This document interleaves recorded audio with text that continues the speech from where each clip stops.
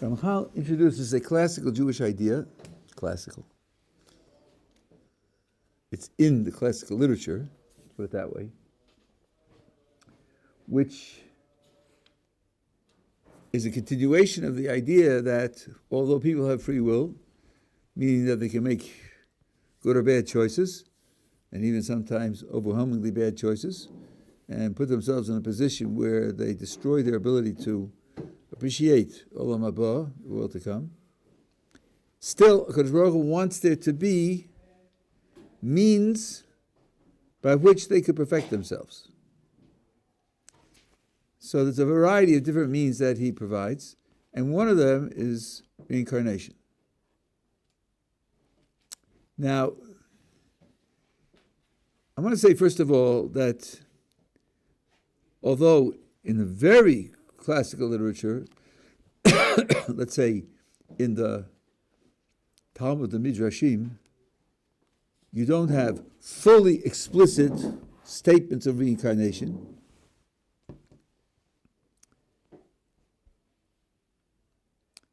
And even in, let's say, the Gaonim and the Rishonim, you have different ways of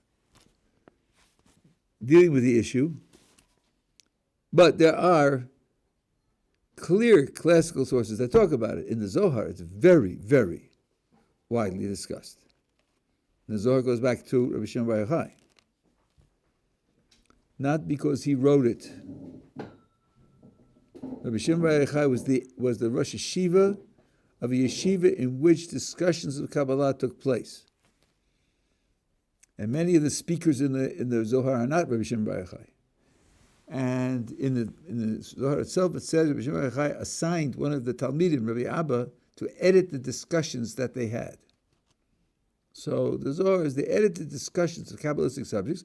Of course, Rabbi Shimon Bar Yochai was the leader of the group, but it's not as if he wrote this book. Something. In fact, it makes the Zohar very similar to the Gemara, where you had lots of discussion and editors that put the Gemara together. At any rate,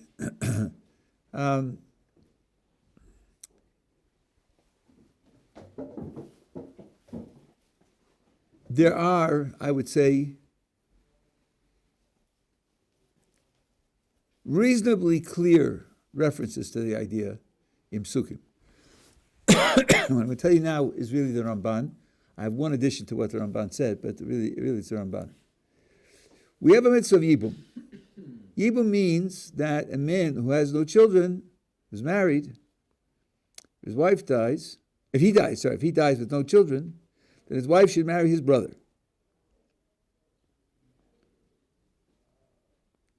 And the verses there say, so that his name should not be wiped out. His name should not be wiped out. You read that verse, blank, and you think, oh, I see.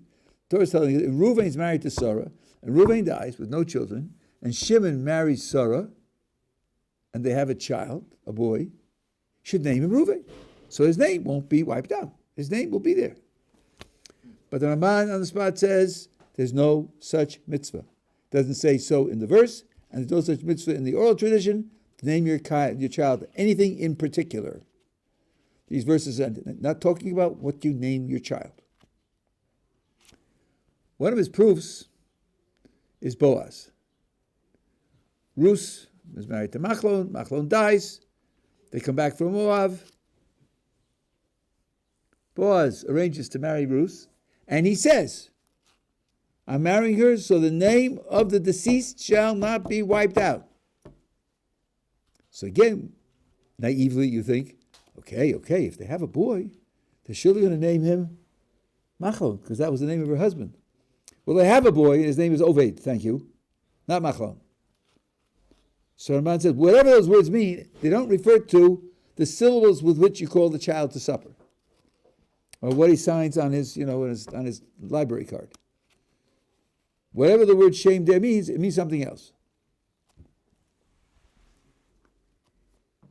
Then he says, Yehuda had 3 sons, Er, Onan, and Shelah. Er married a woman named Tamar.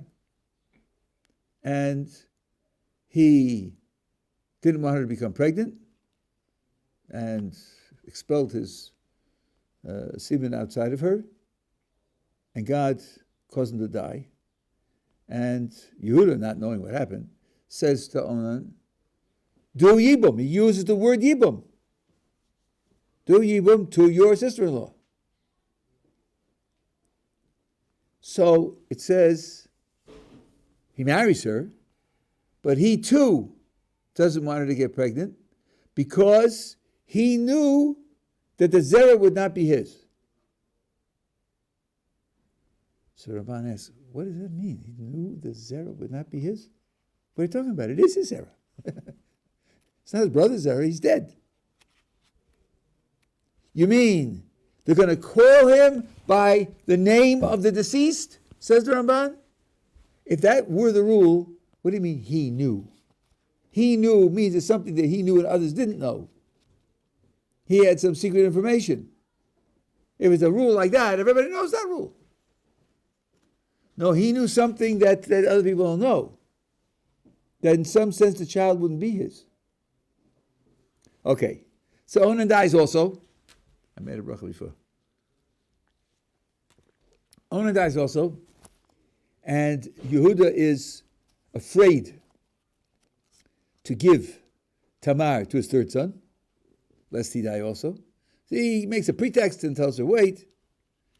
She somehow has the idea that she can't let it go, and she impersonates a harlot, and she manages to have relations with Yehuda, who is what to her? Father-in-law. No. You're only a father-in-law if you're father of the husband. There's no husband. Ex-father-in-law.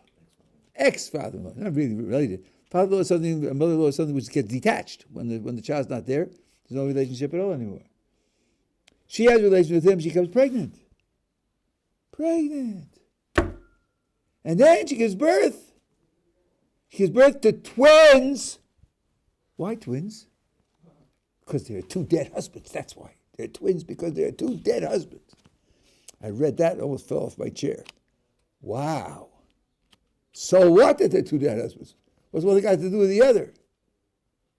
And then, Ramban says, if you look at genealogies of the Jewish people, going back to Yaakov, to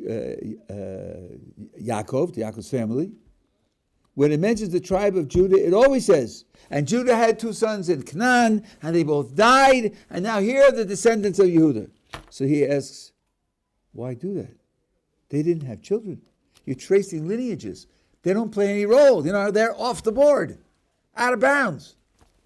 The answer is, no, they're not. Because they are the twins. They have the same souls. That last part I'm putting it, but all of the rest of this is the Ramban. So what you see is that Yibum is a way of replacing the person who was lost. It's a way of the soul of the person, of man who had no children, to have a place in the world. The Ramban says, now you'll ask me, Yibum takes place when a brother of the deceased marries the widow. And in Yehuda's case, it was the ex-father-in-law. Okay, that's true. It isn't the brother. But brother is the preferred way of doing it. Of the people in the immediate family who normally are forbidden to one another, with very heavy penalties, the Torah chose the closest relationship of brother. Yeah, you could put a footnote to modern genetics, where you share more genes with a sibling than you do with anybody else. Takes the closest relationship and permitted it for this purpose of creating a new vehicle for the soul that's not here. But that's not the only one that could do it. Anyone in the extended family also could do it. So Yehuda, who's a father-in-law, ex-father-in-law, he also could play that role. And that's why there are two children. And that's why Boaz uses the language of Yibum, that the name should not be wiped out, even though he's some kind of distant cousin. He's not a brother of the deceased. But he too can play that role. So what you see from all these sources is that the idea of reincarnation is enshrined in the mitzvah of Yibum. Even for the sake of that soul that left the world coming back into the world. Now I want to add one idea to this, which the Ramban does. I don't think he mentioned it. I didn't see him mention it. Not in this discussion anyway. But Slavchad. Slavchad was a guy who had 5 daughters. He was supposed to be one of those who would come into the land of Israel and inherit the land. He died. He died in the wilderness and left behind 5 daughters. They come to Moses and the assembled, the Sanhedrin, the assembled company, and they say, listen, our father died. We want a share of the land, his share that he would have gotten. Why should our father's name be missing from his family? Give us a share of the land.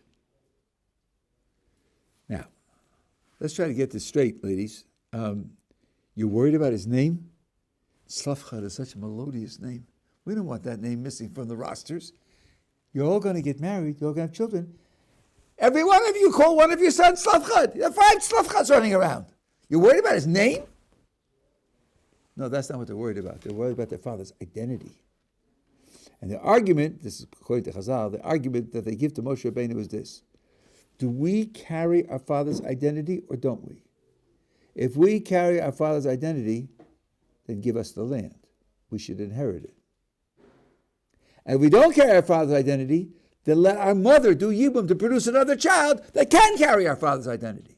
But you can't say, well, on the one hand, he had children, girls, but he had children, so therefore he shouldn't do Yibum. And on the other hand, the girls don't represent the father. That's a contradiction.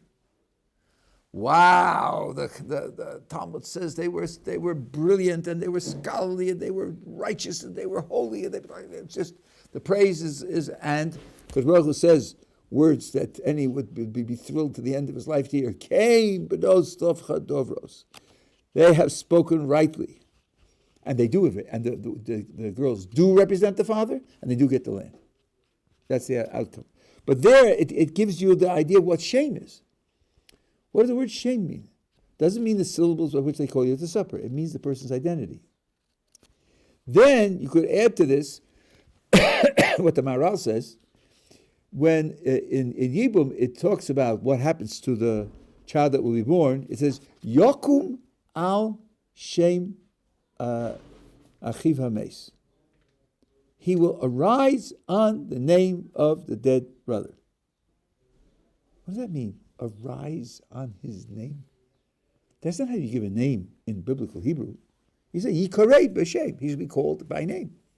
You don't say, arise on the name. Maharal says, what you're getting here is a picture of where this child came from. So Shimon and Sarah are married, they have a child.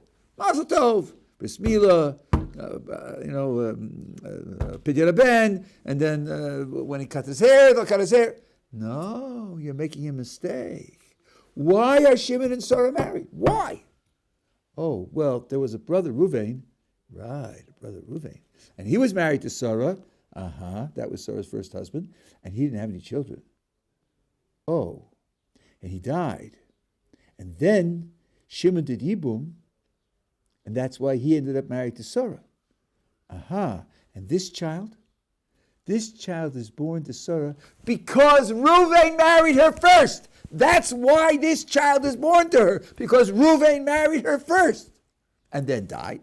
And then Shimon married her, and now this child, he arises on the name of the dead. He arises on his identity. He comes into existence because of the identity of the dead brother, because he's the one who caused his existence.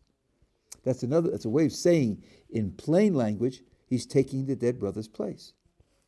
So Yibum is if you look into the psukim carefully and correlate them carefully, I think it's reasonably clear. I wouldn't say it's a knockdown case, or as they say in their beautiful basketball language, slam dunk. It's not a slam dunk case, but it's reasonably clear. Now, having said that, Rav Saadia Gaon wrote against reincarnation. This is not a Jewish idea. It comes from external sources, and he rejected it.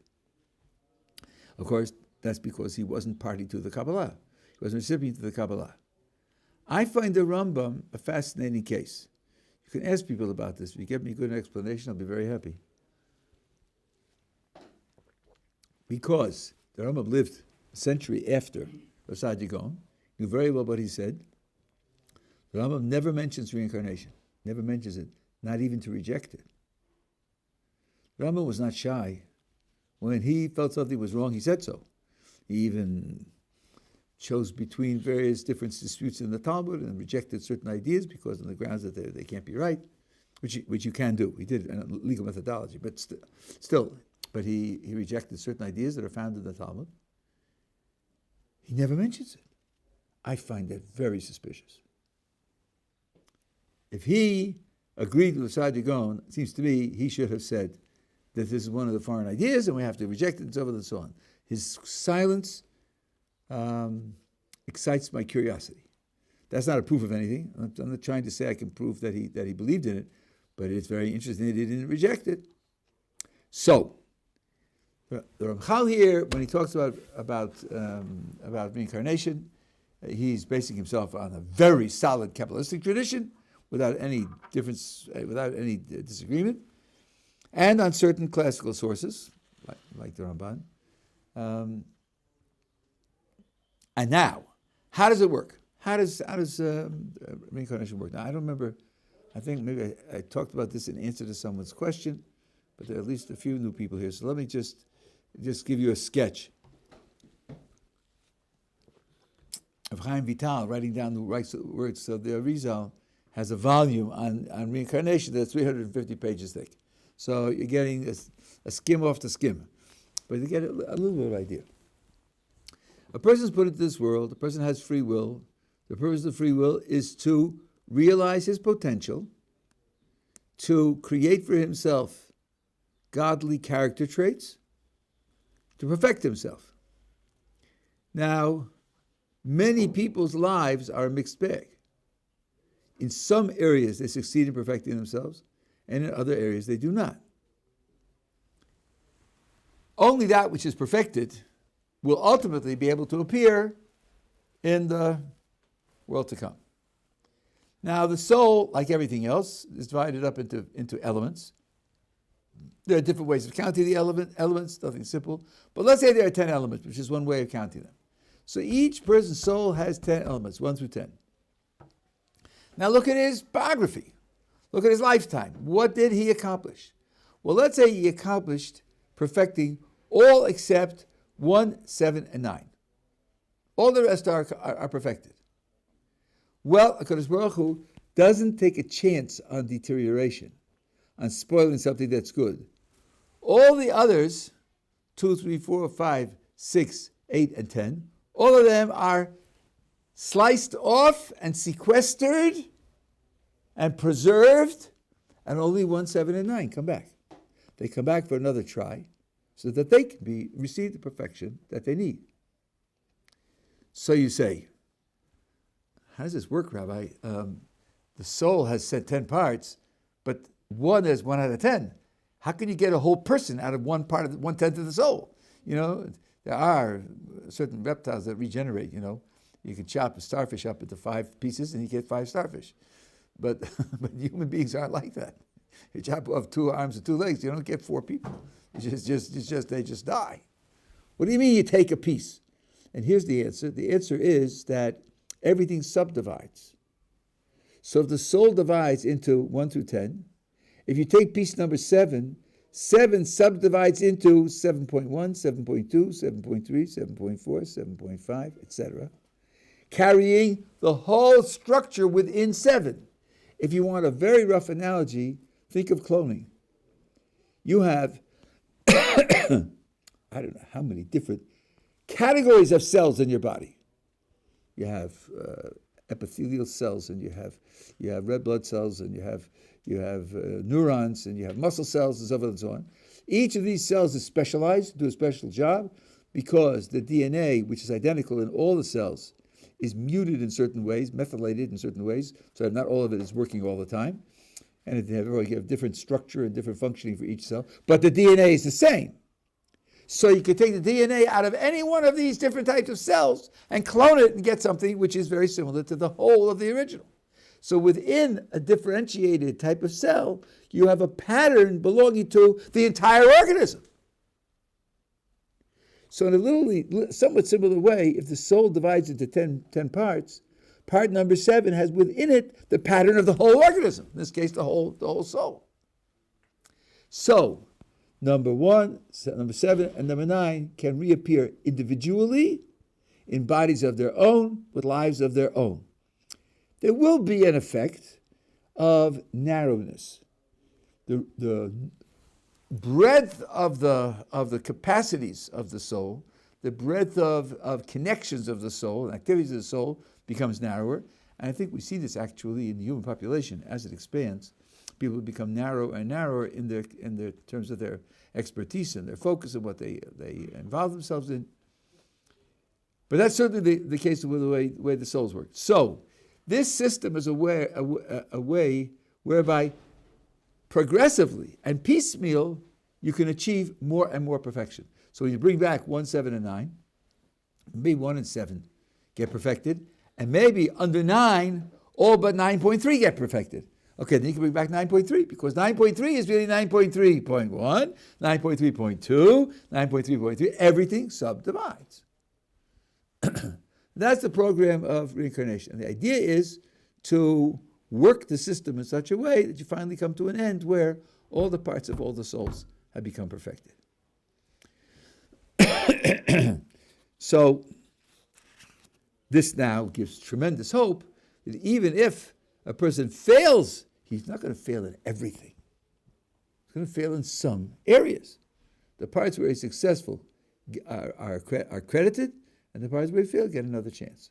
The person would have to be dedicatedly evil not to be able to make it through this system and eventually become perfected. Yeah. Because we say that if a person dies without having any kids, the brother has to marry their wife so that they can have kids, so that their soul is reincarnated. Does that mean that a person's kids are a part of their soul? Because why else would you have? Very good. Very good. Very good question. The question is asked. Let's rehearse the question, and I'll tell you what I think the answers are. Let's work out the logic again. This guy dies without children. So when he dies, his soul leaves the world and it's gone. G-O-N-E, gone. Well, his soul needs to have a presence in the world. So we try to create a body with a vehicle so his soul can go back into the world. But if he has children, we don't do that. Now let's figure this out. George has 11 children, and he's 96. At that moment in time, George has his soul, and the 11 children each have their own souls, right? Nobody's walking around like a zombie with no soul, just an empty case. They have their own souls. Now he leaves the world, and we're told, oh, that's okay, don't worry about it, because he has children. So what? Why doesn't the problem of his soul re-arise? Simply because he's leaving the world, his soul is leaving the world, and it's not in the world. His children have their own souls. So there are two answers. One answer is that... Kaddish? Sorry? Is one Kaddish? No. No, that won't do it. It's much too pale, much too small. Okay. That's something which children do even without Yibum. Even without Yibum, children do it, and it's counts. We spoke about this yesterday, I think. What you do creates an effect on other things in the world, and that's part of what you do in the world. You don't have to be existing to have an effect on the world. You do various things. You teach somebody something. He lives the rest of his life with that. After you're gone, he's still living with that. Right. So those are things that you do in the world. But if that were true, you'd never need Yibum at all. Right? You wouldn't even need if you didn't have children, because you have effects on other people. No. The point is this. First of all, the souls of children have similar capacities to those of the parent. So those capacities are in the world. And elements of the parent's soul are available for the children to pick up after his death. They can pick up those elements of his soul. So, and I tell people who lose a parent that they're in mourning for the parent for a year. Think about your parent for the year. Think about the qualities that you prized, that you thought were important, valuable, good, and work to try to adopt them as well. And in that way, you'll be the vehicle for keeping those elements of the parent alive. This is something that children can do for parents, and no one else can do for a person who dies. So that's why, if you have children, you don't need to do Yibum. But of course, it's a good question. Good question. So this is then the next to last element that he puts into the picture of what happens to people in terms of free will and their actions, so forth and so on, and the idea of self-perfection. Now he makes the remark at the end of the chapter. I was asked about this, what was this, maybe 15 years ago, 20 years ago, when I went to Australia, and I was teaching there to a group of scholars, the people in the Gottleib there. And I made this point, and someone asked me a really brilliant question. The Ramchal says, I've just given you a list of principles to explain why things happen. Why good things happen to people, why suffering happens to people, what happens after death.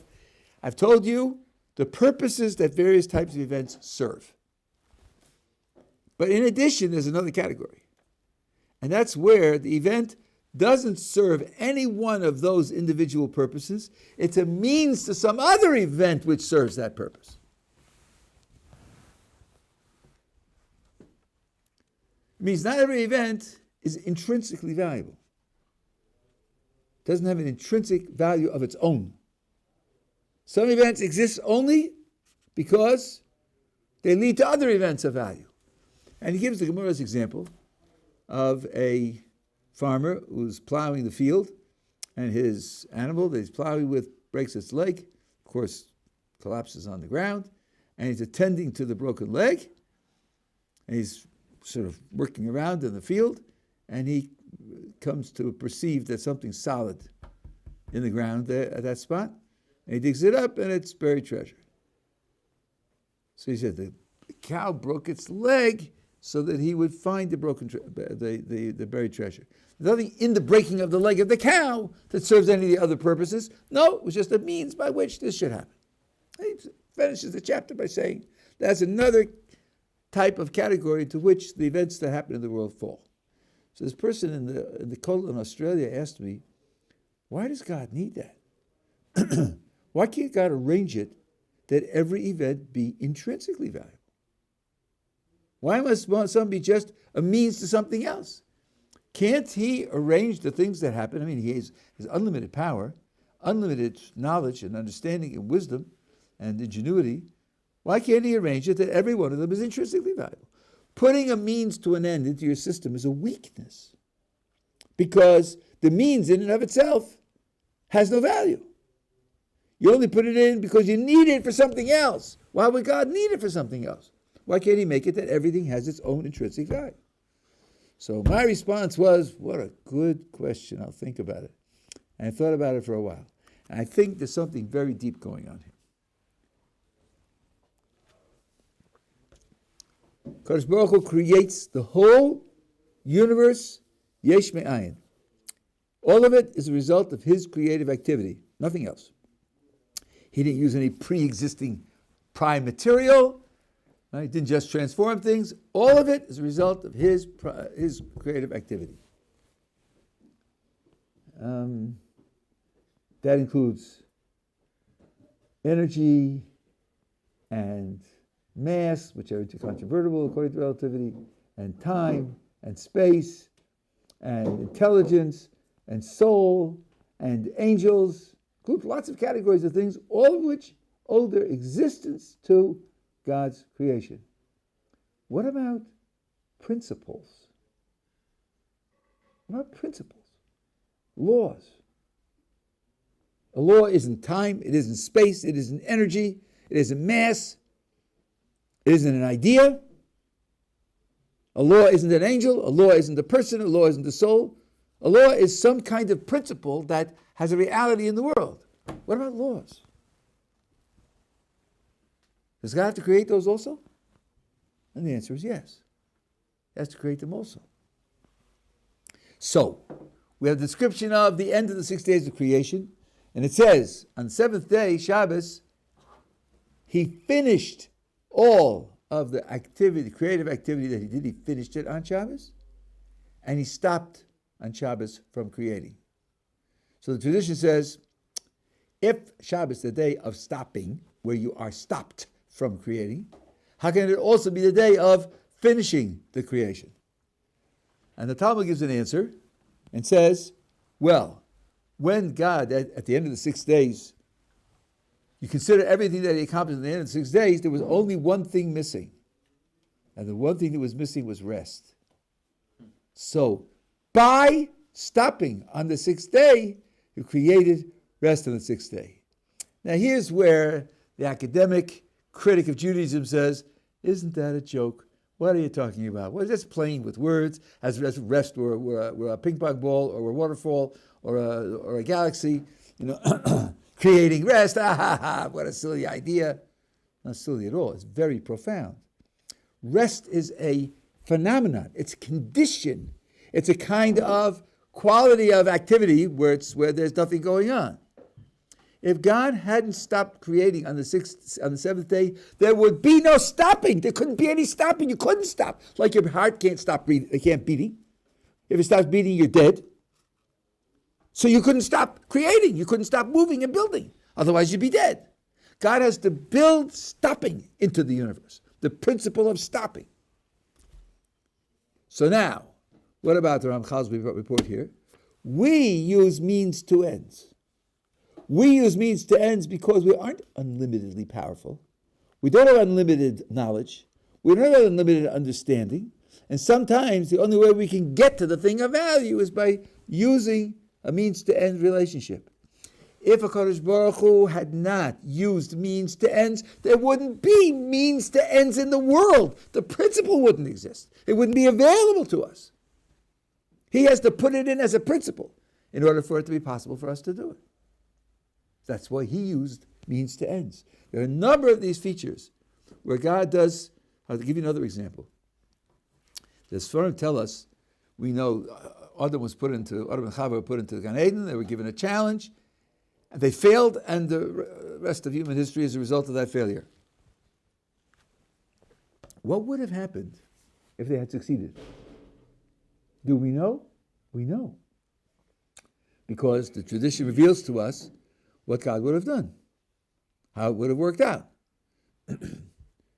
Really. So then what we're learning about, apparently, is God's contingency plan. Let's see now. If they fail, it'll go this way. And if they succeed, it'll go that way. But God knows beforehand what they're going to do. He doesn't need a contingency plan. Contingency plans are only for when you don't know what's going to happen, so you have to be prepared. So you say, if A happens, then I'll do this, and if B happens, I'll do that. But if you knew beforehand that A was going to happen, you wouldn't prepare for B, because you know that B isn't going to happen. Why would God prepare a contingency plan for the Garden of Eden when he knows what's going to happen? An answer is, I think there are other answers as well, an answer is, because if he didn't use a contingency plan, there wouldn't be contingency plans. The whole structure wouldn't exist, and then we wouldn't be able to use them. And we need them, because we don't know what's going to happen. So you had to put the phenomenon of contingency plans into the creation so it will be available for us. This is another, first of all, I'm speaking as a philosopher. Principles and laws and realities like that are very important to me. But that's another aspect of the creation. And just like the whole of the creation is for the sake of we whom he created, so we're in a world where we can function. So these creations also are for the sake of us and the way in which we can function. Same is true with the so-called laws of nature, but I'll do that maybe later, yeah. So I have two questions. Is this the same principle as the one that when they say one of the reasons for the golden calf is so that we had the example of a national sin, so that Am Yisrael knows that they could repent from a national sin? Because if there wouldn't be a national sin, then Am Yisrael would think that there would be no way of coming back. But since we have that example already, there's the system built into place of national repentance. No.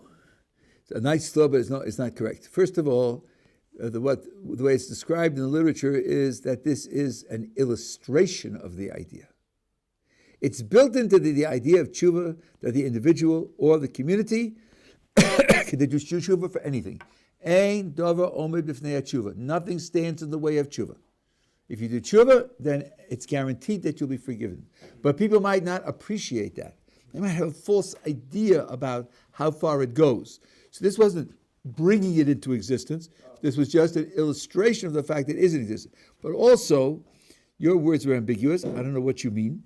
But many people have the misimpression that God caused them to worship the golden calf so as to demonstrate that tshuva was available for them. And God caused King David to sin with Bathsheba so they would know that tshuva is available for the individual. That's dead wrong. First of all, if God caused them to do it, listen carefully, if God caused them to do it, it wouldn't be a sin.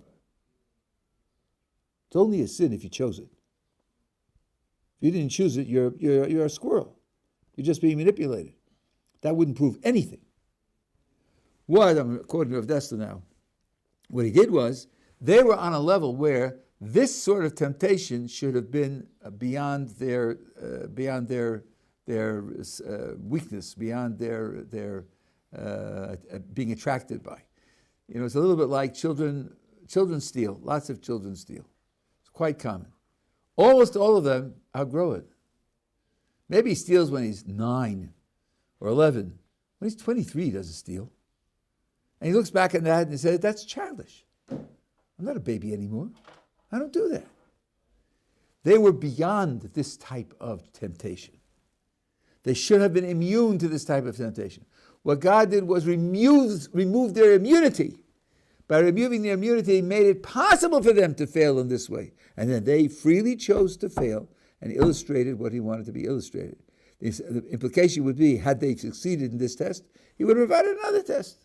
Because he wanted this illustration to take place. But it's only an illustration if they make a free choice. Otherwise, it's not an illustration of anything.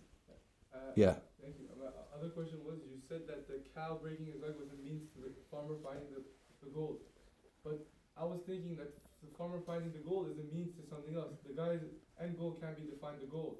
Would that mean that every action, therefore, would be a means to an end, where like the final end would be... No. What I have to understand that.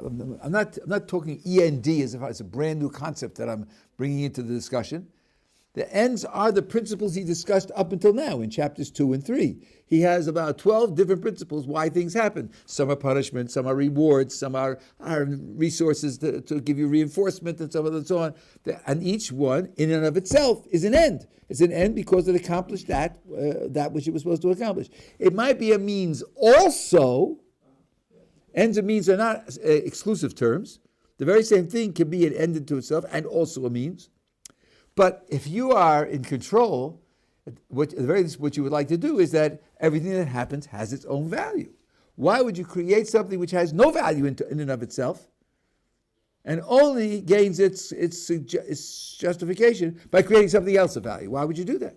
Why would you tolerate things that have no value of their own? Right? It's a weakness in the system. By the way, this is the point of evil. We spoke about evil, yeah. By saying every means, just because it's a mean, it doesn't mean it can't be an end. And also everything needs to have a purpose, which means every means is an end of its own.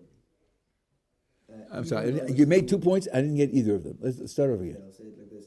Each means to an end is an end of its own. Why do you say that? Because you said everything has its own purpose, and by doing that purpose it will be its end, and that means ended with its own end of being a means. I didn't say that. I didn't say that. I didn't imply that. Let me explain a little bit more clearly what I mean, because we distinguish between intrinsic value and extrinsic value. Intrinsic means it's in and of itself, and extrinsic means for something else, right? Let's take rectangular green pieces of paper, which are called $100 bills. Okay? They're good. $100 bills are good. You know, lots of them are very good, right? Good for what? Good for buying things with. That's what they're good for. They're good for buying things with.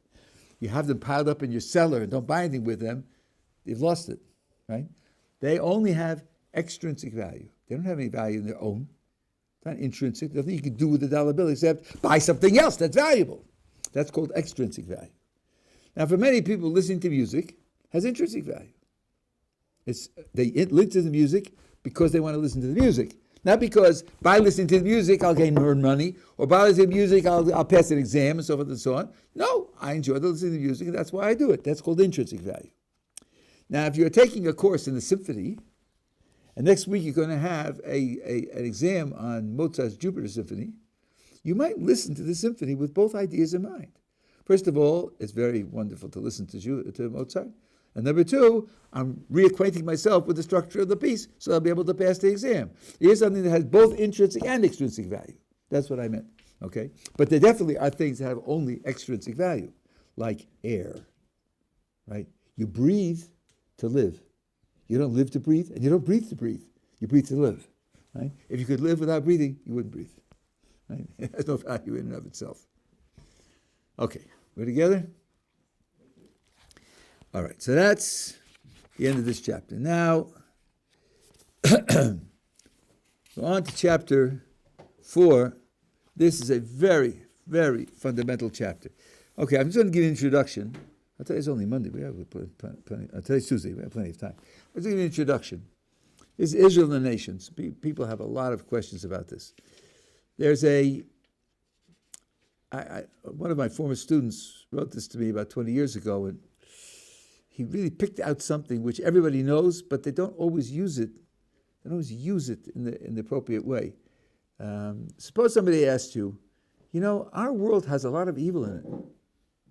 There's death and sickness and injury and natural disasters and destruction and diseases that aren't fatal and so forth and so on.